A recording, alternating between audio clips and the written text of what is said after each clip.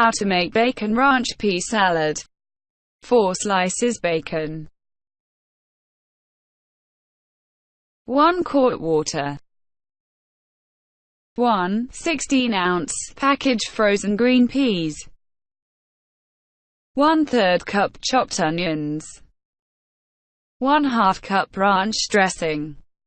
1/2 cup shredded cheddar cheese.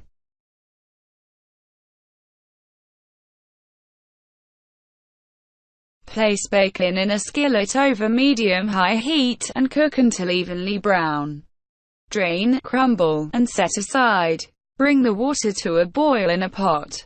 Boil the peas 1 minute, until just tender, and drain. Cool peas under cold running water. In a bowl, toss together bacon, peas, onion, ranch dressing, and cheddar cheese. Refrigerate 30 minutes or until chilled before serving.